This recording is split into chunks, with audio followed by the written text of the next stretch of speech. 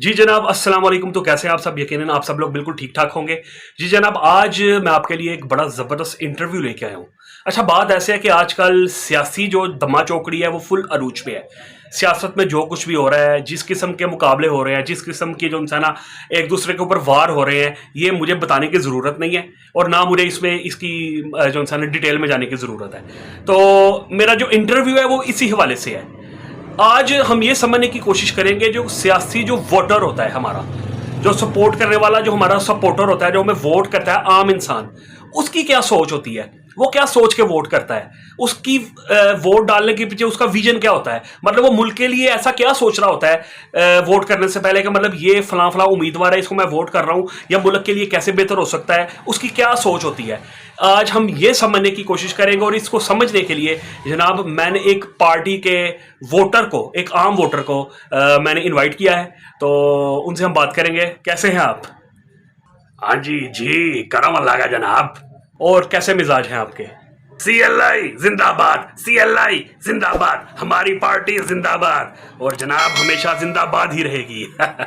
अच्छा, तो आप CLI के सपोर्टर हैं? जी हाँ जनाब, मेरी पार्टी मेरी जान। हम अपनी पार्टी के बहुत बड़े जियाले हैं जनाब। जनाब, हमारे मेहमान जो हैं वो काफ़ी पुरजोश नज़र आ रहे हैं और इनकी जो अपनी पार्टी के लिए जो मोहब्बत है वो आपको नज़र आ रही है। तो जनाब, आप काफ़ी बड़े जियाले लगते हैं अपनी पार्टी के। ओ जनाब, ये क्या बात कर दी आपने। हमारे लीडर चौधरी साहब के लिए जनाब हमारी जान भी कुर्बान है जनाब। आपका टाइम बहुत कीमती है, ठीक है? आपका टाइम वेस्ट किए बगैर हम अपने जो मेन सवाल है उस पर आते हैं।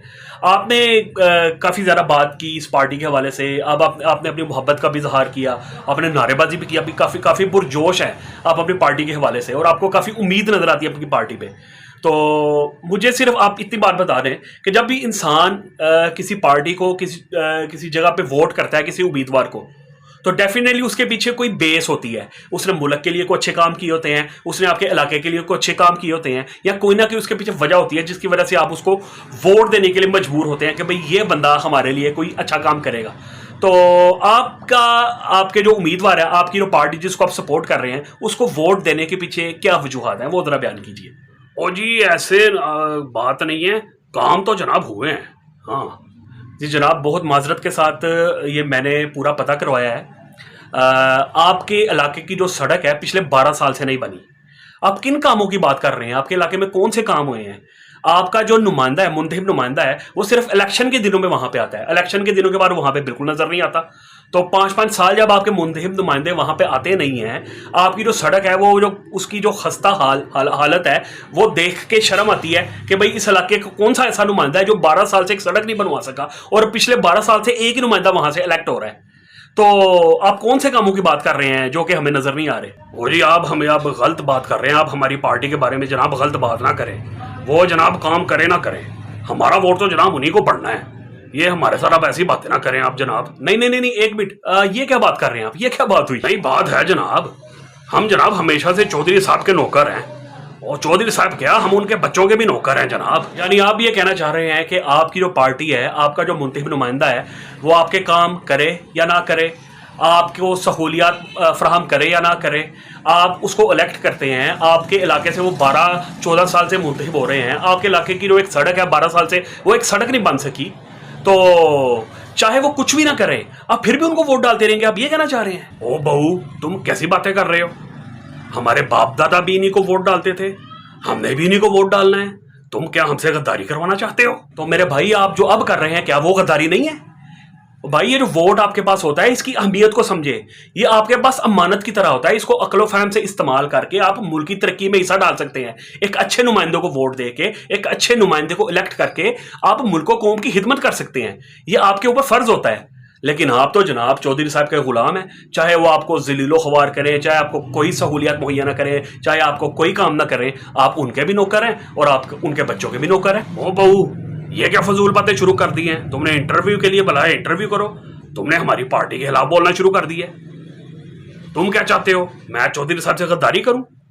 ओ, हम मर तो सकते हैं, गर्दन कटा सकते हैं, लेकिन चौधरी साहब से गद्दारी नहीं कर सकते।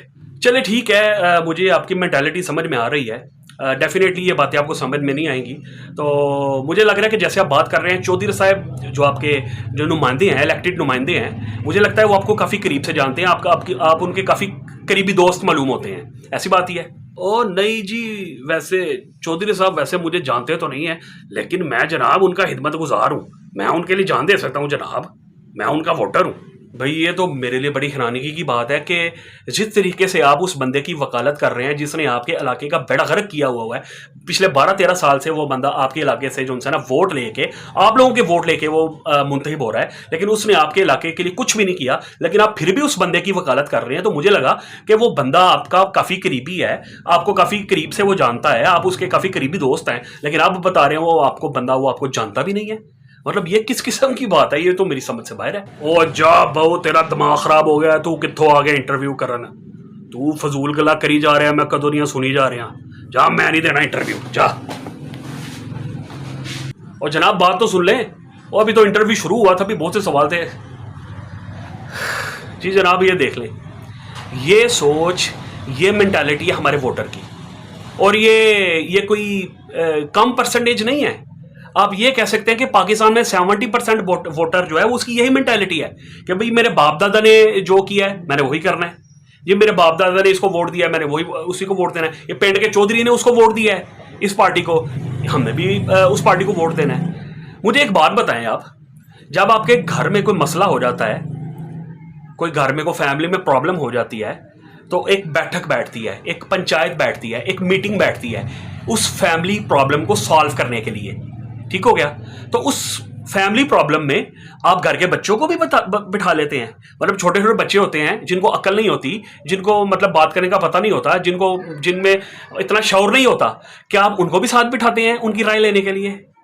नहीं, घर के बड़े बैठते हैं, घर के बुजुर्ग बैठते हैं, क्योंकि सेंसिटिव मामला होता है और उसको हल करने के लिए जो बुजुर्गों की राय होती है वो ली जाती है और वो उस मसले को सॉल्व करते हैं। जब मुल्क की बारी आती है तो फिर हमें क्या हो जाता है, हर एक बेवकूफ को, हर एक पागल को, जिसका ना कोई विजन है, जिसकी ना कोई सोच है, जिसको ना कोई पता है, मुल्क के वोट की बात कर रहा हूं। मेरे ख्याल में वोट कमाना पड़ना चाहिए इंसान को, कोई ऐसा क्राइटेरिया बनाना गवर्नमेंट को बनाना चाहिए कि भाई ये मुल्क का मामला है। जब आप अपनी फैमिली के मामले में बच्चों की राय नहीं लेते, जो बेवकूफ़ लोग होते हैं, जो अक्लमंद लोग होते हैं, सिर्फ उनकी राय लेते हैं, बेवकूफ़ों की राय नहीं लेते। जब मुल्की मामला आता है तो आप हर अरे गरे को, यानी कि जिस बंदे का 18 साल उम्र हो गई है, चाहे उसके अंदर अक्ल हो कोई ना, उसको जनाब वोट का हक दे देते हैं। वोट का हक उसी को होना चाहिए मेरे ख्याल में। इसके लिए कोई क्या कहते हैं, कोई क्राइटेरिया बनाना चाहिए कि भाई एलिजिबिलिटी होनी चाहिए कि हर बंदा वोट देने के काबिल नहीं हो सकता, उसको साबित करना पड़ेगा कि यार उसके अंदर इतनी अक्ल फहम है, उसका इंटरव्यूज होने चाहिए, तो भाई मुल्की मामला है। तो इस तरह से जब आप क्या कहते हैं हर बंदे के हाथ में ये वोट का हक दे देंगे, ये मैं बड़ी अजीब सी बात कर रहा हूँ, लेकिन ऐसे ही पाकिस्तान ऐसे ही चल रहा है ना। तो वो जनाब चौधरी को वोट देगा, चौधरी चाहे उनको लताड़ के गुजर रहा है, चाहे उनको जो मर्जी कर रहा है, लेकिन उसने कहना है हम चौधरी साहब के गुलाम हैं, हम चौधरी साहब के बच्चों के भी गुलाम हैं, हमने मर जाए हमने वोट चौधरी साहब को ही देना है। तो फिर सिर्फ जनाब चौधरी ऊपर आएंगे और चौधरी मुल्क का जो हाल करेंगे वो आप देख ही रहे हैं। तो वोट जो है वो बहुत कीमती चीज़ है, इसको उस बंदे को क्या कहते हैं इजाज़त होनी चाहिए वोट डालने की, जो कि अकल रखता हो, शऊर रखता हो, मतलब उसको पता हो कि यार ये बंदा जो हमने लेके आना है, जिसको मैं वोट डाल रहा हूँ, ये मुल्क के लिए क्या कर सकता है, इसकी क्या हिदमात है, इसने मुल्क के लिए क्या चीज़ें की हुई हैं, उसको पता होना चाहिए। आंखें बंद करके वोट डालने की इजाज़त किसी को नहीं होनी चाहिए। तो बस ये इतना सी बात थी। इंशाल्लाह होपफुली आपको वीडियो अच्छी लगी होगी। नेक्स्ट इंशाल्लाह इसी तरह की वीडियोज़ आपके लिए लेके आता रहूँगा। इजाज़त दीजिए, अल्लाह हाफिज़।